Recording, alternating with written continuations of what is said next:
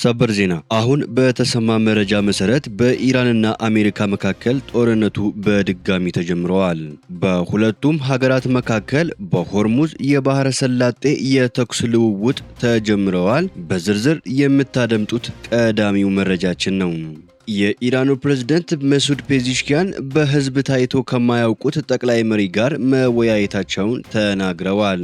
እስራኤል ጥቃት ፈጽማለች፣ ዛሬም መሪ ገላለች። አሜሪካና አጋሮቿ ሆርሙዝ ካልተከፈተ ኢራን ላይ ማዕቀብ እንዲጣል የውሳኔ ሐሳብ ለተባበሩት መንግስታት ድርጅት አቀረቡ። ሁሉንም በዝርዝር ታደምጡታላችሁ።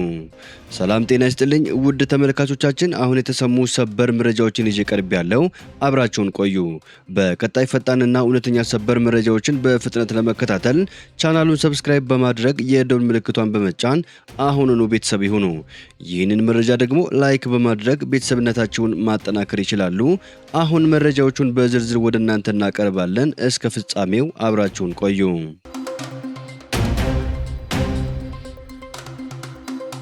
በቅድሚያ በአሜሪካና በኢራን መካከል በሆርሙዝ ሰርጥ የተኩስ ልውውጥ መጀመሩ ተዘግቧል። የተለያዩ ዓለም አቀፍ የሚዲያ ተቋማት እንደዘገቡት ከሆነ ቀደም ሲል የነበረው የተኩስ አቁም ስምምነት ተጥሷል። ሁኔታው ወደ መጠነ ሰፊ ወታደራዊ ግጭት እንዳያመራ ተሰግቷል። ኢራን አሜሪካ ጃስክ ከሚሰኝ አካባቢ ወደ ሆርሙዝ ሰርጥ እየተጓዘ በነበረ የኢራን የነዳጅ ጫኝ መርከብና በተባበሩት አረብ ኤሚሬትስ የፉጀራ ወደብ ትይዩ ወደ ሆርሙዝ ሰርጥ እየገባ በነበረ ሌላ መርከብ ላይ ጥቃት በመሰንዘር የተኩስ አቁም ስምምነቱን ጥሳለች ስትል አሳውቃለች። በሌላ በኩል የአሜሪካ ጦር ኢራን ያለምንም ትንኮሳ ጥቃት ማድረሷንና ለዚህም የሚገባትን ምላሽ ለመስጠት ጥቃት መፈጸሙን ገልጸዋል። እስራኤል ሀዩም በበኩሉ ሁለቱ ኃይሎች በስትሬቱ ላይ የቀጥታ የተኩስ ልውውጥ ማድረጋቸውን ዘግቧል። የአሜሪካ ጦር በኢራን የቃሽምና የባንደር አባስ ወደቦች ላይ የአየር ድብደባ መፈጸሙን ፎክስ ኒውስ ዘግቧል። በተጨማሪም አሜሪካ ከቀጠናው ሀገራት ጋር በመተባበር በከሚል ሲሪክና በቀሽም ደሴት የባህር ዳርቻዎች በሚገኝ ስፍራዎች ላይ ጥቃት መፈጸሟን የኢራን ወታደራዊ ባለስልጣናት ገልጸዋል። የኢራን ጦር ለተሰነዘረበት ጥቃት ወዲያውኑ የአጸፋ ምላሽ መስጠቱን አስታውቋል።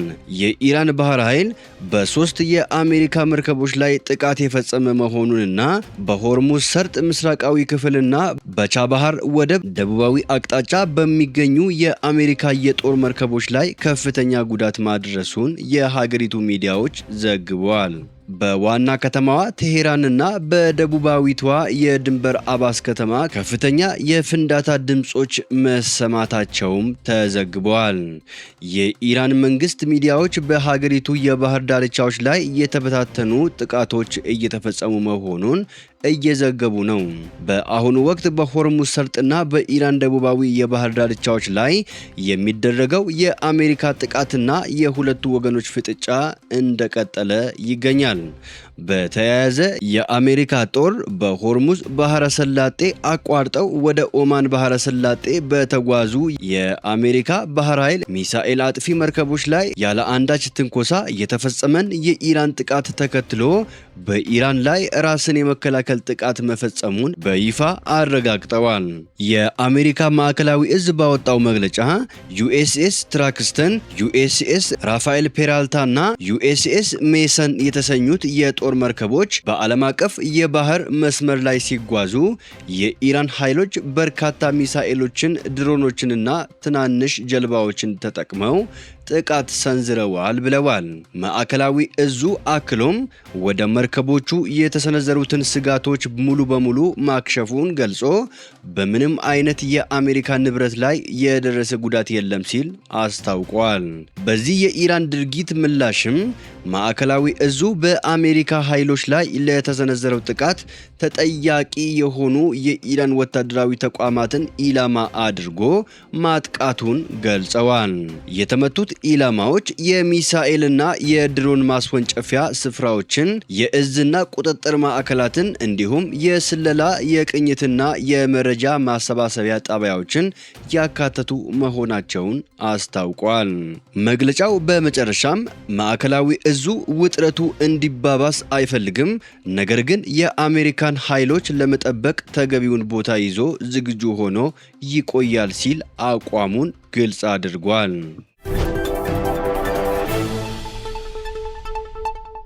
የኢራኑ ፕሬዝዳንት በህዝብ ታይቶ ከማያውቁት ጠቅላይ መሪ ጋር መወያየታቸውን ተናገሩ። የኢራኑ ፕሬዝዳንት መሱድ ፔዚሽኪያን የኢራን ጠቅላይ መሪ ከሆኑ በኋላ የጽሑፍ መልእክት ከማስተላለፍ ውጪ እስካሁን በይፋ ያልታዩትን ሞጅታባ ኻሜኒን አግኝተው መወያየታቸውን ተናገሩ። ፕሬዝዳንቱ ጠቅላይ መሪውን ሞጅታባ ኻሜኒ ለ2 ሰዓት ተኩል ያህል አግኝተው መወያየታቸውን ከመግለጹ ውጪ ጊዜውንና ቦታውን ከማሳወቅ ተቆጥበዋል። ፔዚሽኪያን ከሞጅታባ ኻሜኒ ጋር በነበራቸው ውይይት እርጋታና ብልህነትን በኢራን እስላማዊ አብዮታዊ ጠቅላይ መሪ ላይ መመልከታቸውን ገልጸዋል። እስራኤልና አሜሪካ በኢራን ላይ ጥቃት በከፈቱበት ዕለት የተገደሉትን አባታቸውን በመተካት ከሳምንት በኋላ መንበሩን የተረከቡት ሞጅታባ ኻሜኒ የኢራን እስላማዊ ሪፐብሊክ ከተመሰረተች በኋላ 3ኛ ጠቅላይ መሪ ናቸው። በአሜሪካና በእስራኤል ጥቃት አባታቸውና ሌሎችም የቤተሰቦቻቸው አባላት የተገደሉባቸው አዲሱ የኢራን ጠቅላይ መሪ ሞጅታባ ኻሜኒ በጥቃቱ ከባድ ጉዳት እንደደረሰባቸው ሲዘገብ ቆይተዋል። እስካሁን ድረስም ጠቅላይ መሪው በይፋ ወጥተው ወይንም በቴሌቪዥን ቀርበው ለሕዝብ ያልታዩ ከመሆኑ በተጨማሪ ድምጻቸውም ተሰምተው አያቅም።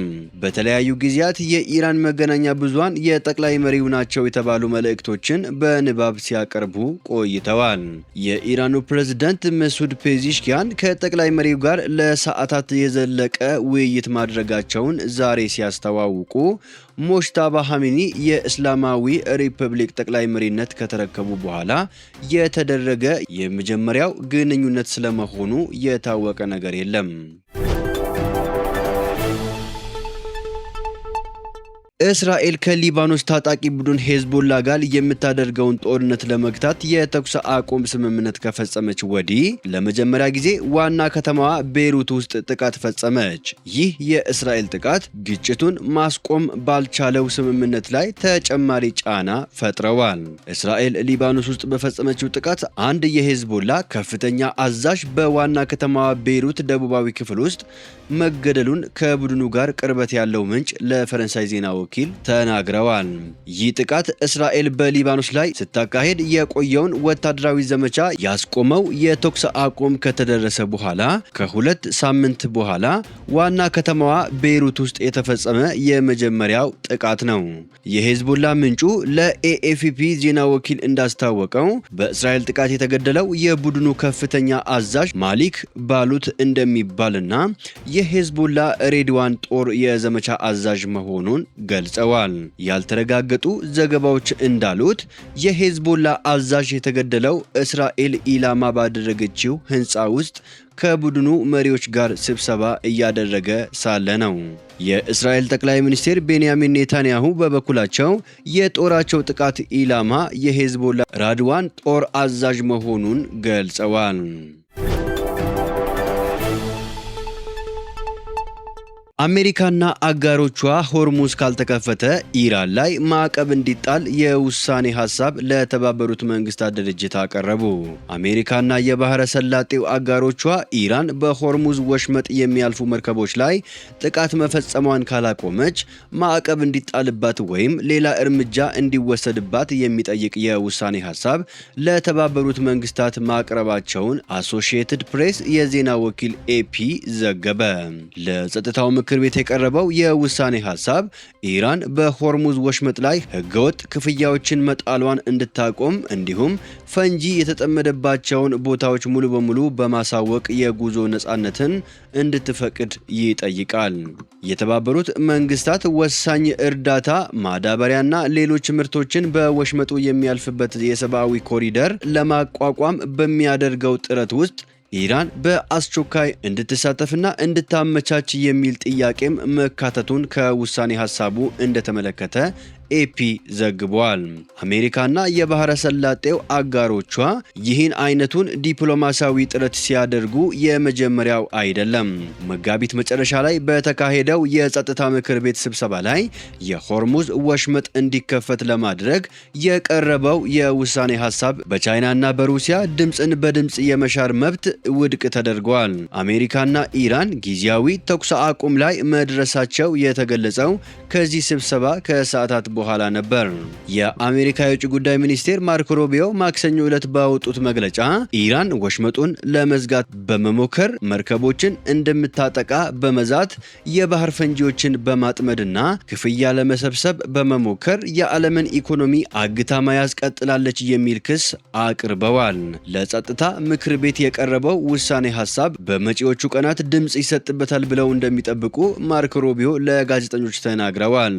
አሜሪካ በሰነዱ ላይ ያደረገችው አነስተኛ ማስተካከያ በምክር ቤቱ የሚገኙ የቴሄራን አጋሮች ውድቅ እንዳያደርጉት የታለመ እንደሆነ ግን እርግጠኛ አለመሆናቸውን ገልጸዋል። እንደ ኤፒ ዘገባ በውሳኔ ሀሳቡ ላይ ኃይል መጠቀምን የሚፈቅድ አገላለጽን በማስወጣት ማስተካከያ የተደረገ ሲሆን ይህም በማዕቀብ እንዲተካ ተደርገዋል። ውድ ተመልካቾቻችን ለሰዓቱ የተሰሙ ሰበር መረጃዎች ወደ እናንተ ያደረስናቸው ናቸው። ከሰዓታት በኋላ በሌላ ሰበር መረጃዎች እስከምንገናኝ በያላችሁበት የዓለም ዳርቻ ቸር ቆዩልን። ሰላም ለዓለማችን ይሁን።